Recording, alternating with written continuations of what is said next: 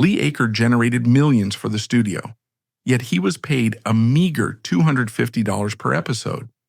While Rin Tin Tin reruns made massive profits globally for decades, Lee received $0 in royalties. That slave contract stripped him of his lifetime earnings the moment the cameras stopped rolling. Left with nothing at age 20, the former star was kicked out of Hollywood and forced to work as a carpenter just to eat. He died destitute in Arizona in 2021, classified as an indigent decedent with no money for a funeral. The industry built a fortune on a child's back, then left him to die in absolute poverty.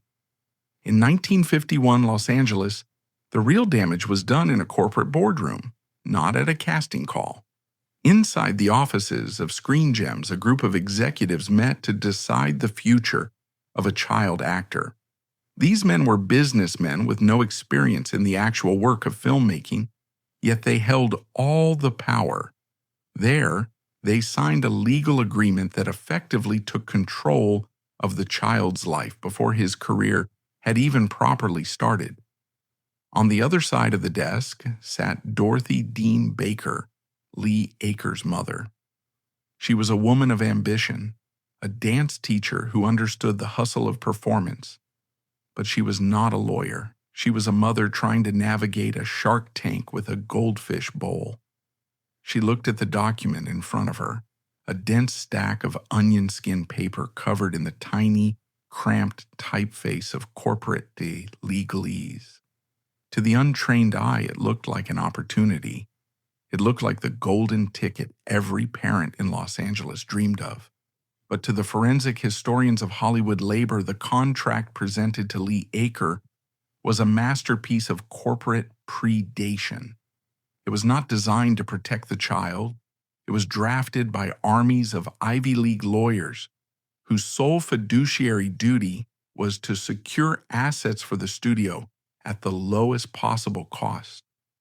They did not classify Lee Aaker as a creative partner. They did not classify him as talent in the way a modern superstar might be viewed. They classified him under a specific brutal labor designation that would haunt him for the rest of his life: work for hire. This phrase, work for hire, is the shackle. It is a legal concept that fundamentally alters the relationship between a creator and their creation. In a normal artistic endeavor, if you paint a picture or write a song, you own the copyright. You own the soul of the work. If someone wants to use it, they must pay you a royalty. But under work for hire, the creator ceases to exist in the eyes of the law. The studio is deemed the author of the performance. Lee Aaker was legally defined as an employee, functionally identical to a factory worker assembling a toaster or a janitor sweeping a floor. The contract stated in no uncertain terms that every expression on his face, every inflection in his voice, and every movement of his body belonged to Columbia Pictures.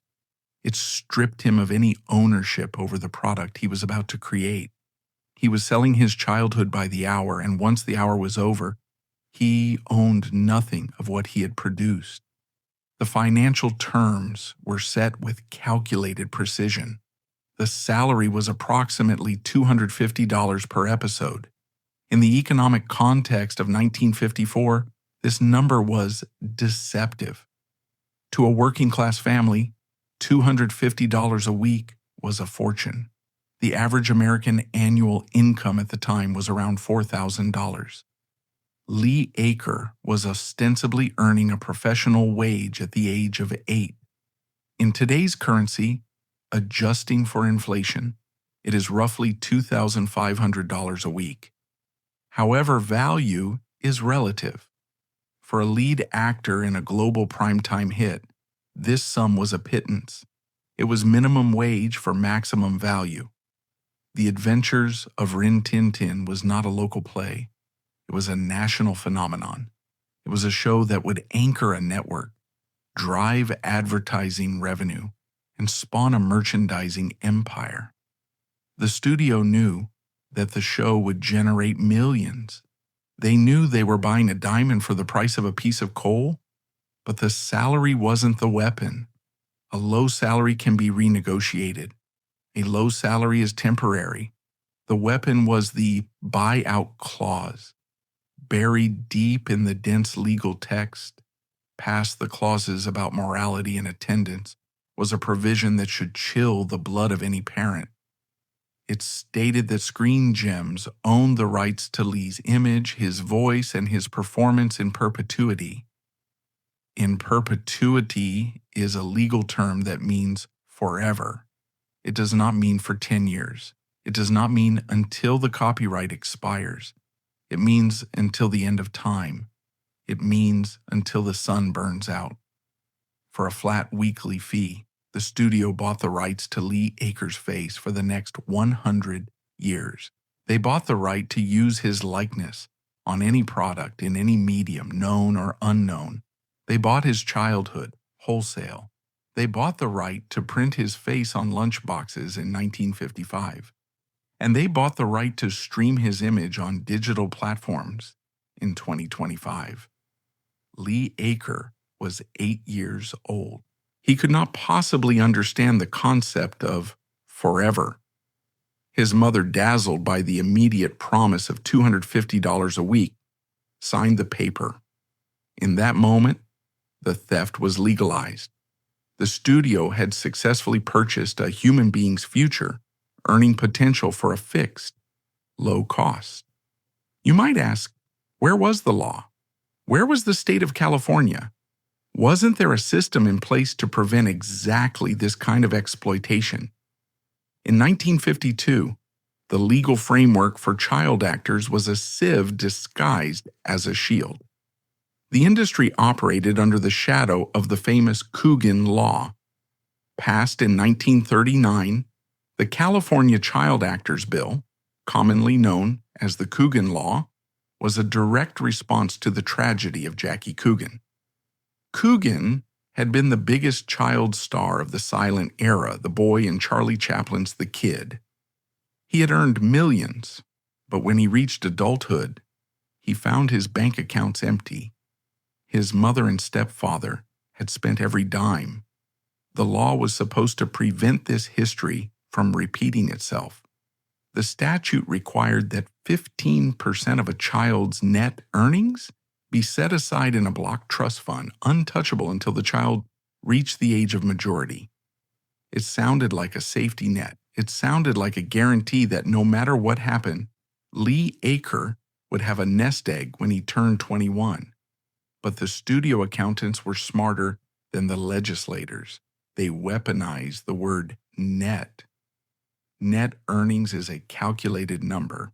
It is what remains after expenses are deducted from the gross salary. And in Hollywood accounting, expenses are infinite.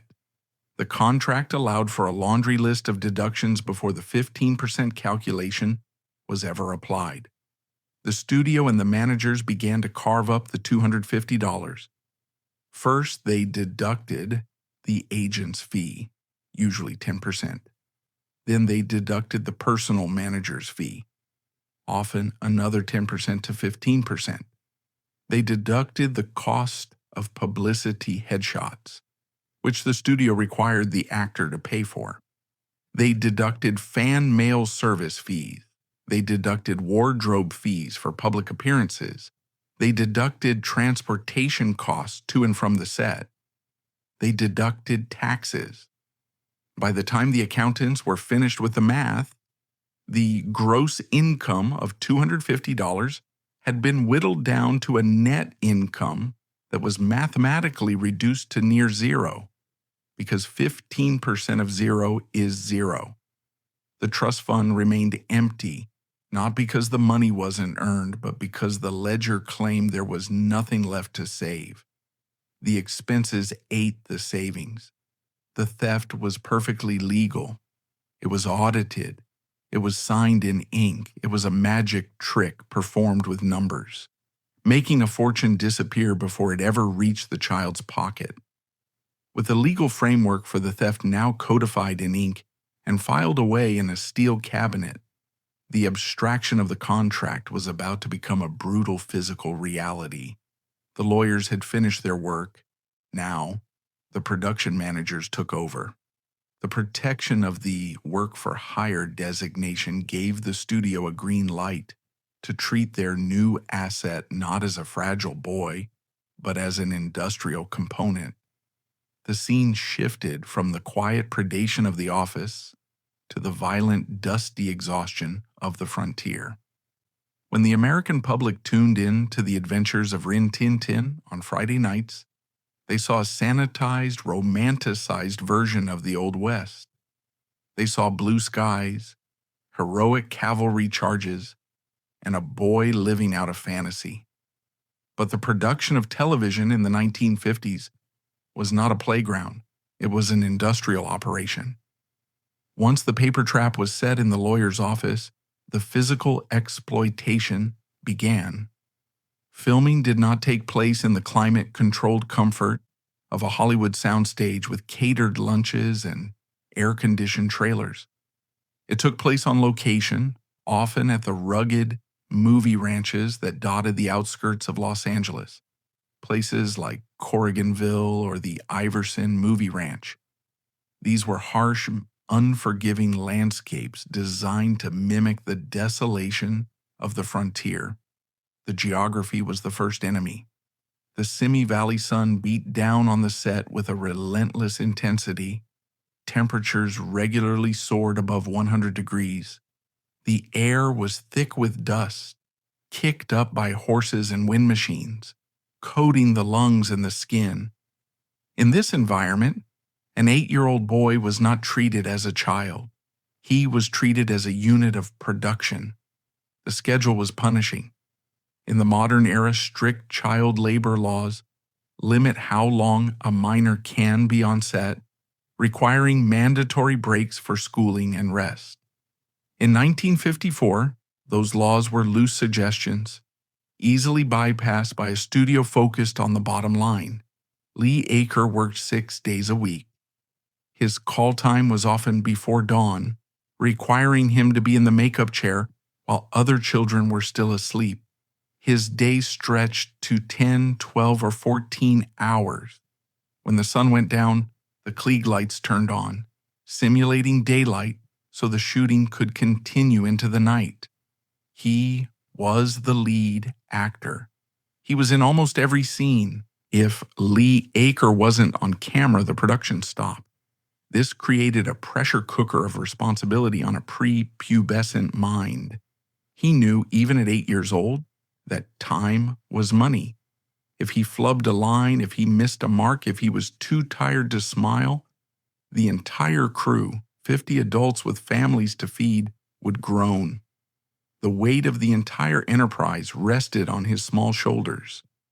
Then there was the physical danger. Today, a child actor in an action sequence is replaced by a stunt double, usually a small adult trained in gymnastics. CGI removes the wires. Green screens replace the cliffs.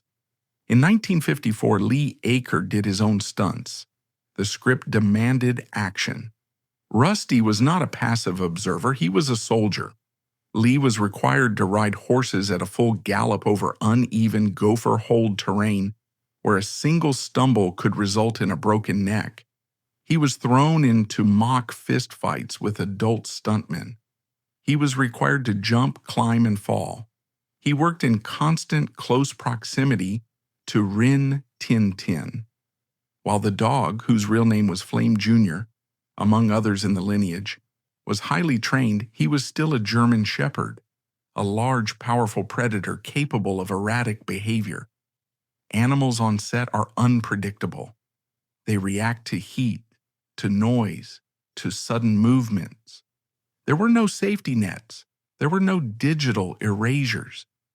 If the script called for the dog to tackle a bad guy next to the boy, the dog tackled the bad guy next to the boy.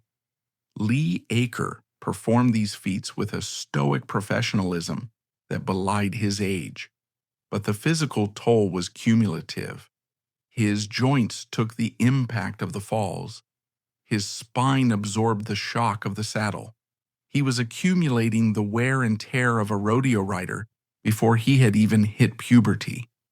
To maintain this level of intensity, the studio executives at Columbia Pictures faced a biological problem. A growing boy is a flawed machine for a television schedule. A growing boy needs sleep to develop. A growing boy gets tired after 4 hours of physical exertion. A growing boy gets hungry. And perhaps most dangerously for the continuity of the show, a growing boy changes shape. All of these things, sleep, fatigue, hunger, growth, cost the studio money. If Lee was tired, he ruined takes. If he ate too much, he outgrew the expensive cavalry uniform, necessitating refitting.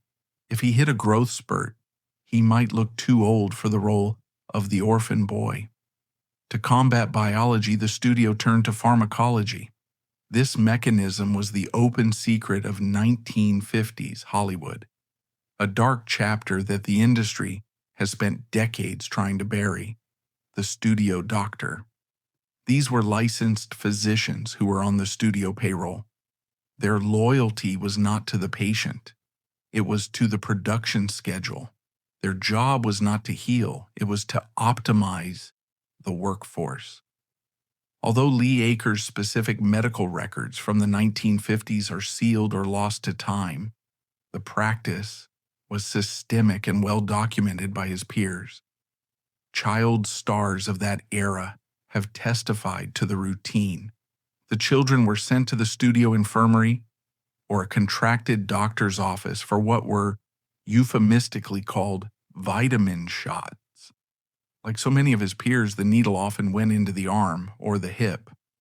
The doctor would smile and say it was to keep them healthy and strong and to give them a boost. In reality, these cocktails were often laced with amphetamines, speed. The drugs served a dual purpose for the studio's bottom line. First, they solved the energy problem. Within minutes of the injection, the child would be wired. The fatigue would vanish. The eyes would brighten, the pupils would dilate, which looked good on black and white film, and the brain would buzz with a manic chemical focus. A child who was dragging his feet at 2 p.m. could suddenly work until midnight without a yawn. Second, amphetamines are a potent appetite suppressant. They killed the hunger pangs. This ensured the child didn't eat too much at the catering truck. It kept them thin. It kept them looking like the waif the audience loved. It arrested their physical development, keeping them small and cute for as long as possible. But there was a cost. Biology always demands payment. When the filming finally stopped at 9 o'clock or 10 o'clock p.m., the child was vibrating with a residual chemical energy. The amphetamines were still coursing through their bloodstream. Their heart rate was elevated. Their mind was racing. They couldn't possibly sleep. A child who doesn't sleep cannot work the next day. So the studio doctors provided the antidote. They handed the parents or the on-set guardians the second half of the regimen: barbiturates, sleeping pills, red devils, yellow jackets. The child was given a sedative to force the body into a chemically induced coma. They would pass out not from natural exhaustion, but from a narcotic shutdown.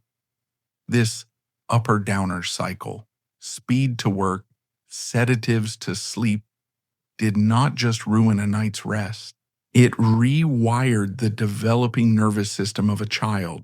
It taught the brain a catastrophic lesson that the only way to function, the only way to regulate emotion or energy, was through external intoxication. It planted the seeds of chemical dependency before the child was even old enough to buy a soda at a drugstore. It created a physiological need for highs and lows. The addiction that would destroy Lee Aaker's adult life, the alcoholism and the substance abuse, was not a moral failing. It was a workplace injury. It was a condition inflicted upon him by his employers, as deliberately as a miner is given black lung. Lee Aaker was being hollowed out.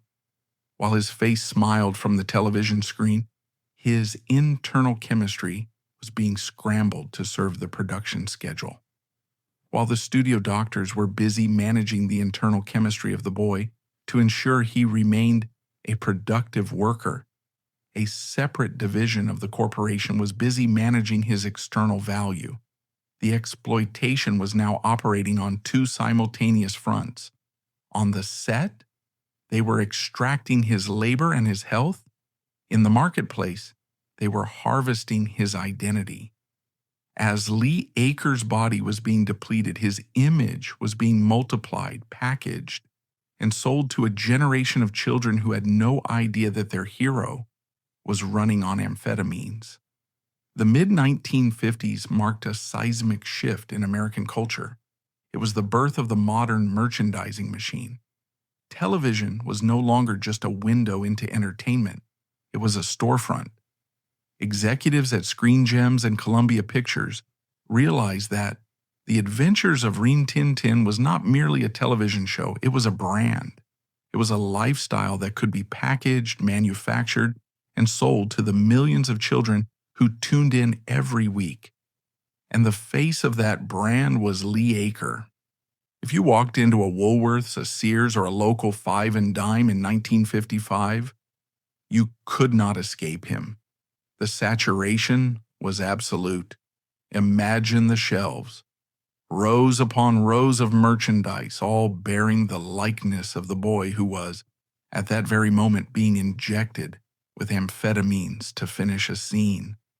His face was stamped onto millions of metal lunch boxes. These were not just containers for sandwiches. They were status symbols in elementary school cafeterias across the nation. To carry a Rin Tin Tin lunchbox was to carry a piece of the adventure. His image was printed on official cavalry hats, blue felt with yellow braid, replicas of the uniform he wore on screen. It was on plastic sabers that children swung in their backyards. It was on comic books that sold in the hundreds of thousands. It was on board games, pajamas, coloring books, and Viewmaster reels. Parents across America spent millions of dollars, tens of millions in today's currency, buying rusty merchandise. They were buying the wholesome, brave American ideal that Lee Aaker projected. Here is the cold forensic accounting reality of that retail empire. Lee Aaker received 0% of this revenue, not a dime, not a penny, not a single residual check from the mountain of cash that his face generated. Because of the work-for-hire contract signed in 1951, the studio's legal argument was ironclad and brutal. They argued that they owned the character of Rusty. Lee Aaker, the human being, was legally considered nothing more than a mannequin used to display the character. He was a living billboard. When a parent bought a lunchbox, the studio argued they were buying Rusty, not Lee Aaker. The fact that they were the same person was a legal irrelevance. Every lunchbox sold, every hat purchased, every comic book read was pure, undiluted profit for Screen Gems. Lee Aaker was subsidizing the studio's overhead with his own face. He was generating the capital that built the studio's power, receiving absolutely nothing in return beyond his $250 weekly salary, a salary that, as we have seen, was already being devoured by expenses. But selling lunchboxes was just the immediate theft. The studio had a much longer game in mind. In 1959, The Adventures of Rin Tin Tin ceased production. In the early days of radio or live television, when a show ended, it vanished into the ether. It became a memory. But Rin Tin Tin was different. It was shot on film stock. This meant it could be preserved. It meant it could be copied. It meant it could be sold again and again and again. The show entered the syndication market. This is the holy grail of television revenue. The studio sold the broadcasting rights to independent stations across the United States. They sold it to broadcasters in over 70 countries. It was dubbed into German, French, Italian, and Spanish.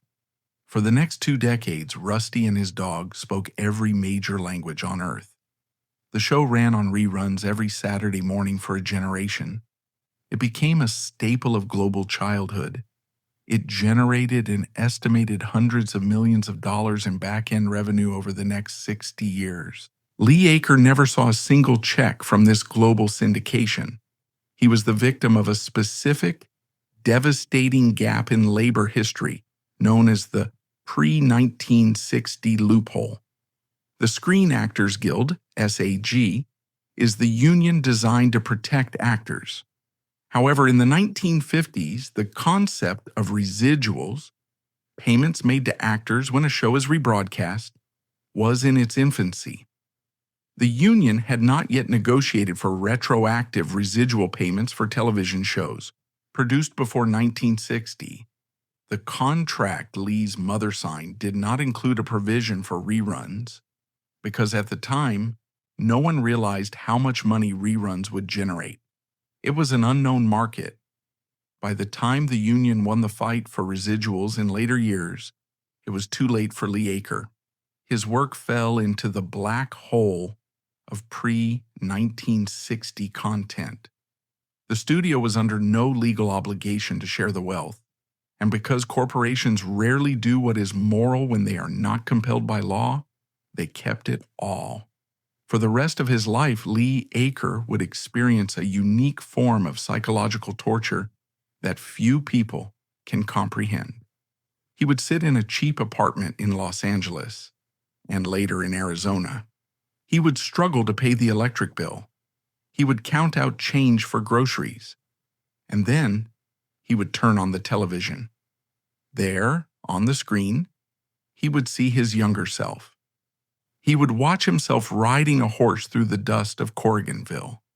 He would watch himself smiling that $1 million smile, the one that had sold all those lunchboxes.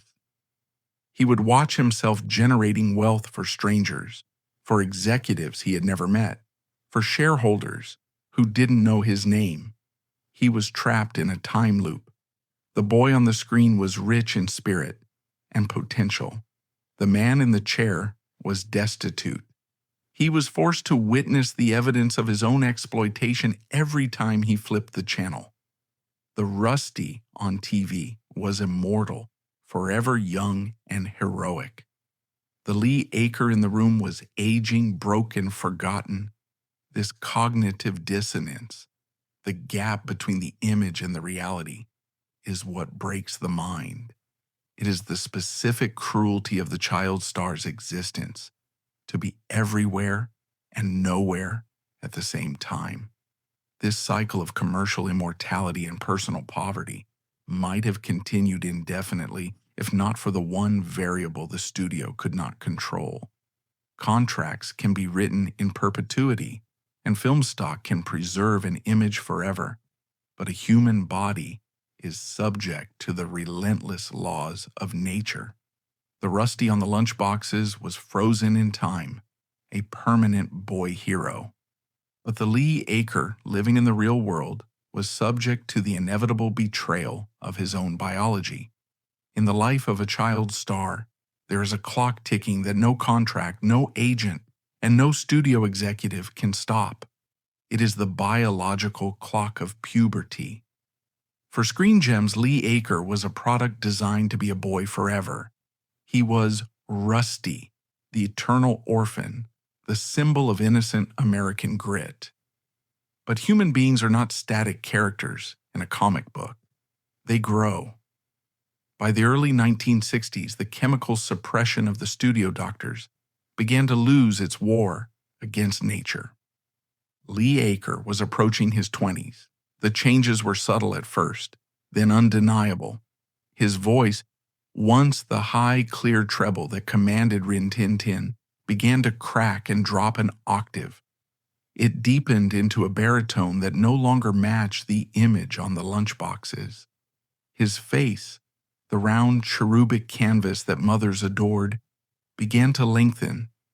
The soft lines of childhood hardened into the angular planes of a young man. He grew facial hair that required shaving, a daily reminder that Rusty was dying and a man was taking his place. To a normal family, this is a time of celebration, a rite of passage. To the executives at Screen Gems, it was a depreciation event. It was a malfunction in the machinery. The end did not come with a retirement party. There was no gold watch. There was no montage of his greatest moments aired on prime time to thank him for the millions of dollars he had generated for the corporation. In 1963, Lee Aaker turned 20. The show had ceased production a few years prior, but he was still under the studio's thumb, still ostensibly the kid. But the moment he crossed the threshold into adulthood, the asset was deemed worthless. Screen Gems terminated his contract. The brutality of the dismissal was absolute. In the corporate ledger, Lee Aaker was moved from the asset column to the liability column. He was a piece of equipment that had become obsolete, like a camera with a broken lens or a set piece that had rotted in the rain. There was no severance pay. There was no transition bonus to help him navigate the terrifying jump from soundstage to society. There was certainly no lifetime health insurance provided to cover the long-term damage the stunts had inflicted on his knees and spine. The studio simply stopped writing the check. They cut the cord. He was 20 years old. He had been working professionally for 16 years, and in the span of a single meeting, he was unemployed, uninsured, and alone. Lee attempted to do what any actor would do. He auditioned. He tried to transition into adult roles. He wanted to be taken seriously as a dramatic actor. He had the chops. He had spent his entire life in front of a camera. He knew lighting. He knew blocking. He knew how to hit a mark in his sleep. But he faced the curse of typecasting. When he walked into a casting office in Hollywood in 1963, the directors did not see a 20-year-old man looking for work. They saw Rusty. They saw the boy in the cavalry uniform. The image the studio had spent millions of dollars burning into the collective consciousness of America was now a prison. He was too famous to be a character actor, but too associated with a child's role to be a leading man. If a director put Lee Aaker in a serious war movie or a gritty crime drama, the audience would point at the screen and say, "Look, it's the kid from Rin Tin Tin." It would break the immersion. He was toxic to casting directors. He was a has-been at an age when most people are just starting their lives. The rejection was constant, humiliating, and total. If he couldn't act, surely he could do something else. Surely he could go to college, get a degree, become an accountant or a teacher. This brings us to the final betrayal of his childhood, the theft of his education.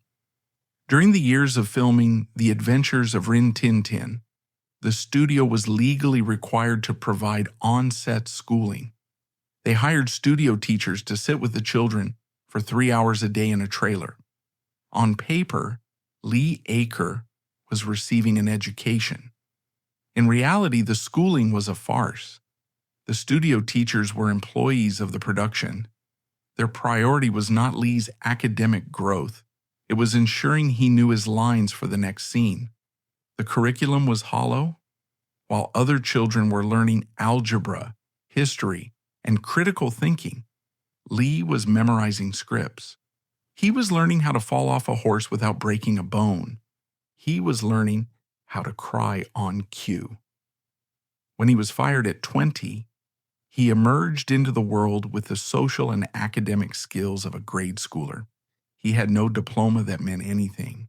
He had no trade skills. He couldn't type. He didn't know how to balance a checkbook because his managers had always done it badly for him. He had been trained to be one thing, a fictional character in a Western, and that character no longer existed He was thrown into the real world with nothing but a recognizable face and a broken spirit. The psychological toll of this sudden irrelevance is hard to overstate. He went from being the center of attention, surrounded by a crew that catered to his every need, to being a ghost in his own city. The next 50 years of Lee Aaker's life were a slow, agonizing slide into obscurity. To survive, the boy who had once starred alongside John Wayne and earned the studio millions had to take manual labor jobs. He became a carpenter.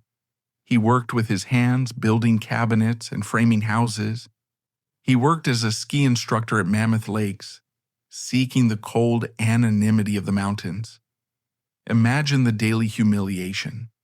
He would be kneeling on a floor, sanding wood, sweating in the dust of a stranger's home. The homeowner would walk by, stop, and squint at him. The question was always the same. "Wait, aren't you the kid from Rin Tin Tin?" He had to smile. He had to nod. He had to endure the confusion in their eyes. They assumed he was eccentric, a millionaire former child star who was doing carpentry as a hobby. They couldn't fathom the truth, that the studio had taken everything, that he was sanding their floor to buy groceries, that the millionaire boy was working for an hourly wage just to keep the lights on. The transition from global icon to anonymous laborer is not merely a change in employment status, it is a psychological amputation. When a human being is raised in a laboratory environment where their worth is entirely dependent on their fame, removing that fame does not just leave them unemployed, it leaves them unmoored. Lee Aaker did not just lose a career in 1963. He lost the only identity he had ever been permitted to have. The decades that followed were not just a slide into poverty, but a descent into a specific kind of madness reserved for the discarded children of Hollywood. This specific madness is born from a total collapse of structure. For his entire conscious life, Lee's sleep had been regulated by pills, his energy spiked by needles, and his self-worth tied exclusively to his ability to smile on cue.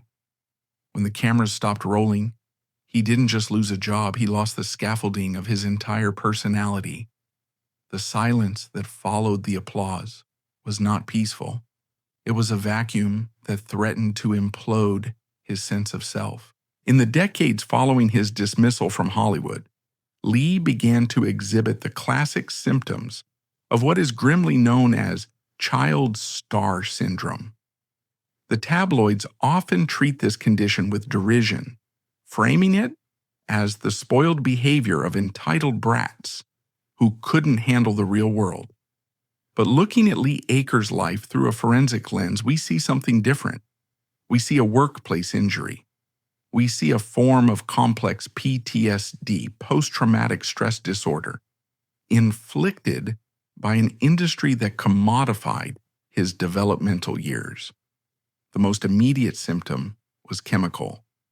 Lee Aaker battled chronic alcohol abuse and drug addiction for decades.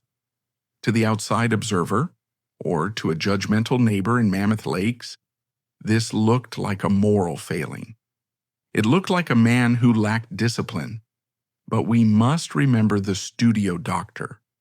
We must remember the amphetamines injected into his hip to keep him working, and the barbiturates forced down his throat to make him sleep. His brain had been wired for chemical dependency before he had even hit puberty. He had been taught by the adults in charge that chemistry was the solution to biology. If you are tired, take this. If you are sad, take that. When the cameras turned off and the adulation vanished, the silence was deafening.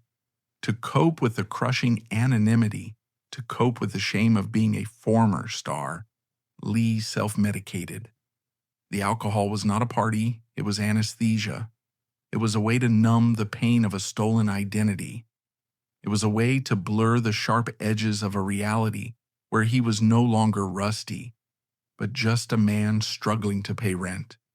The tragedy of exploitation rarely stays contained within the victim. It radiates outward, destroying families and relationships. Lee Aaker attempted to build a normal life. He married Sharon Ann Hamilton, a woman who loved the man, not the image. They tried to build a home, to raise a family, to have the domestic stability that Lee had never really known on the chaotic sets of his childhood. But the weight of his history was too heavy. The poverty was a constant grinding pressure. It is difficult to maintain a marriage when the husband is haunted by the ghost of his own past success. It is difficult to raise children when the father is battling demons planted in his psyche 20 years prior. The marriage collapsed. The exact details are buried in the privacy of divorce records. But the outcome was the standard tragedy of the fallen star: separation, bitterness, and distance. Lee became estranged from his children. This is perhaps the cruelest cut of all.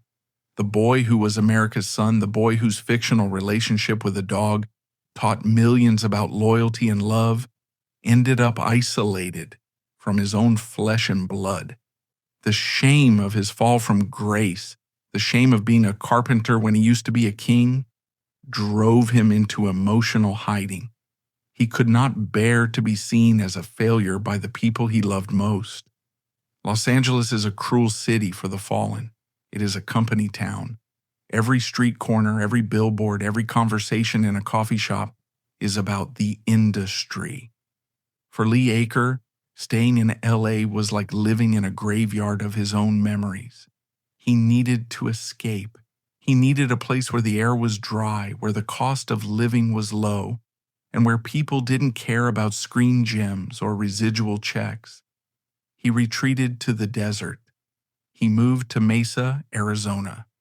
This was not a retirement in the traditional sense. It was a survival strategy. He sought a place where his meager income could stretch further. He lived in a small, anonymous rental home on the edge of town. It was a box of stucco and drywall, indistinguishable from thousands of others. By the time he reached his 70s, Lee Aaker's financial life had stabilized into a grim, flat line. He survived on a pension from the Screen Actors Guild.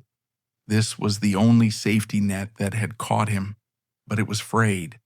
Because his peak earning years occurred before the union had secured strong pension contributions, his monthly check was pitiful. It amounted to roughly $1,500 a month. Let that number sink in. $1,500 a month. That is $18,000 a year. This was the sum total of his life's work.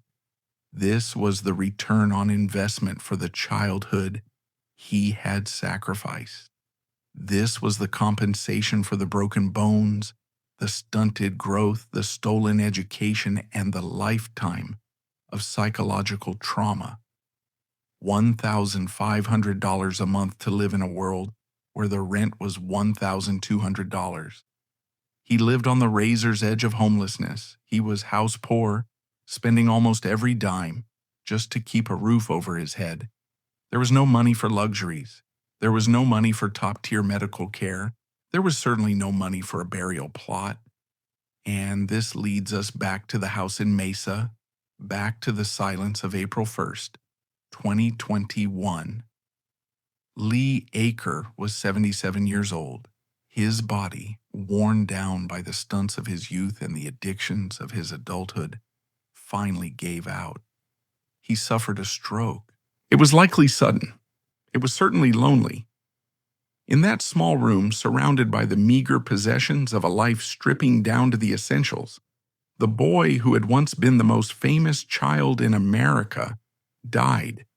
There was no fanfare. There was no breaking news alert on CNN.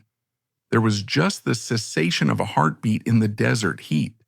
Because he had no assets, because he had no savings, because the studio had taken everything and left him with nothing, The county coroner arrived and made the classification that would define his end: indigent decedent.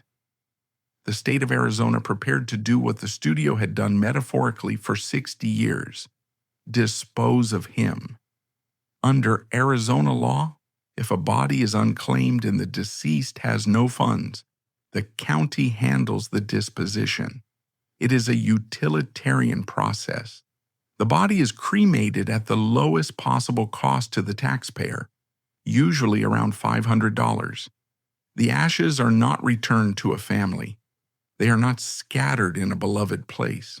They are placed in a collective repository, a mass grave for the poor.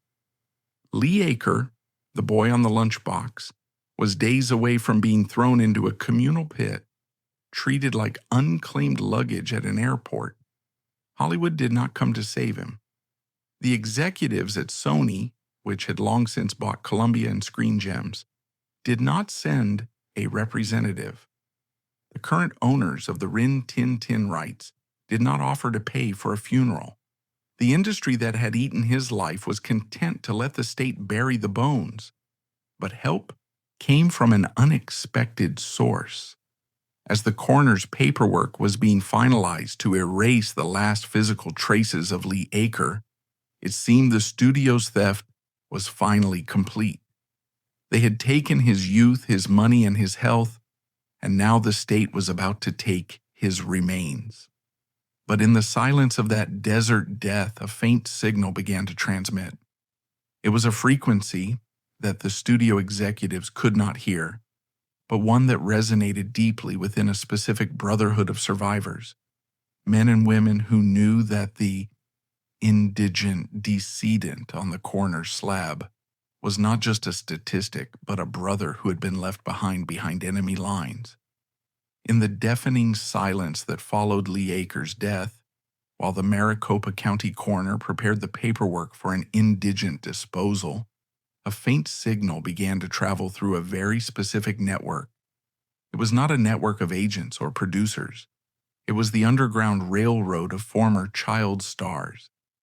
There exists in Hollywood a fraternity of survivors. These are the men and women who were the Rusties, the Beavers, and the Opies of the 1950s and 60s. They share a trauma that no one else can understand. They know what the needles felt like. They know the taste of the amphetamines. They know the hollow ache of being discarded at puberty. At the center of this network was a man named Paul Peterson. In the late 1950s, Peterson had been a household name, playing Jeff Stone on The Donna Reed Show. Like Lee, he had been chewed up by the machine. But unlike many who faded into obscurity or addiction, Peterson turned his pain into a weapon. He founded an advocacy group called A Minor Consideration. His mission was simple and devastating: to ensure that the industry that stole their childhoods did not also steal their dignity in death. He spent his days tracking down lost stars, fighting for better labor laws.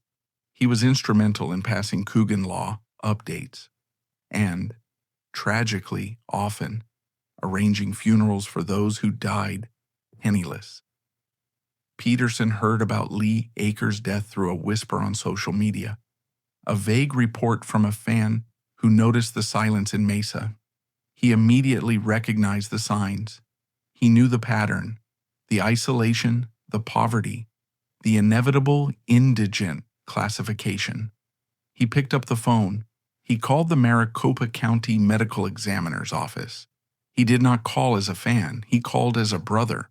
He identified himself and asked the question that usually has a heartbreaking answer: is anyone claiming the body? The answer, as he feared, was no. The clock was ticking. The county has a strict timeline for unclaimed remains. If no one steps forward within a statutory window, often 30 days or less, the state takes ownership. The body becomes biological waste to be managed. Peterson stepped in. He told the county, "Do not dispose of him. We are claiming him." He didn't do this because he had a surplus of funds. A minor consideration operates on a shoestring budget. He did it because of a code of honor among the exploited. He refused to let Rusty be thrown into a mass grave. But as Peterson began to navigate the bureaucracy of Lee's life to arrange a proper burial, he uncovered a piece of paper that changed everything. It wasn't a residual check. It wasn't a lost contract. It was a discharge form, DD-214. In the mid-1960s, after Hollywood had fired him, after the casting directors had laughed him out of the room, after he realized his career was dead at 20, Lee Aaker did not just sit in a bar and drink himself to death. He did something else. He walked into a recruiting office. He raised his right hand. He swore an oath. Lee Aaker was a veteran of the United States Air Force. He had served during the Vietnam era. While the country that had worshipped him as a boy was busy forgetting his name, he was wearing a uniform that wasn't a costume. He was standing guard. He was following orders.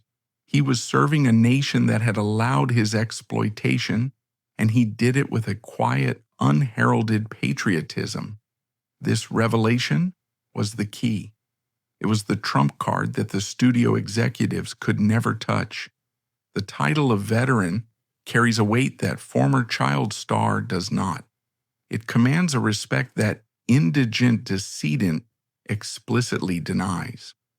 Because of this service, Paul Peterson was able to secure a final dignity for Lee that no amount of GoFundMe money could buy. He contacted the Department of Veterans Affairs. He invoked the promise that the United States makes to its soldiers: we leave no one behind. Lee Aaker was not eligible for a pauper's cremation. He was eligible for a hero's rest. The funeral took place under the vast blue Arizona sky at the National Memorial Cemetery of Arizona. It was a stark contrast to the lonely room where he had died. The cemetery is a pristine landscape of manicured grass and white marble, a place of order and honor. There were no paparazzi. There were no studio heads giving speeches about legacy. The attendees were few, mostly fellow survivors from the industry and veterans who never knew him as a star, but recognized him as a comrade. An honor guard from the United States Air Force was present. 2 young airmen, crisp in their dress blues, unfolded the American flag. They held it taut over the casket. They folded it into the precise triangle, the stars facing up. A bugler played taps. The mournful notes drifted over the desert heat, a final lullaby for a man who had been kept awake by amphetamines for so much of his life. The officer presented the flag not to a studio executive, but to the representative who stood in for his family. He spoke the traditional words: on behalf of the President of the United States Air Force, and a grateful nation, please accept this flag as a symbol of our appreciation for your loved one's honorable and faithful service. Lee Aaker was buried. He was not Rusty. He was Airman Lee Aaker. Lee Aaker's life stands as a permanent, blistering indictment of the entertainment industry. It is a case study in institutional cruelty. They drafted him at 8 years old. They worked him like a draft horse on the hot sands of Corriganville. They drugged him to keep him productive. They stole his image to sell lunchboxes. They stole his residuals to pad their stock prices. And when his voice changed, they discarded him like a used prop. They tried to reduce him to a line item, indigent decedent, but they failed. When you look at the old footage of the adventures of Rin Tin Tin, look past the adventure, look past the smile. See the boy working a 14-hour day, see the boy paying for everyone else's dinner. And then remember the end. Remember that he died alone, yes, but he did not die without honor. He found a purpose that the studio could not monetize. He found a brotherhood that the lawyers could not break.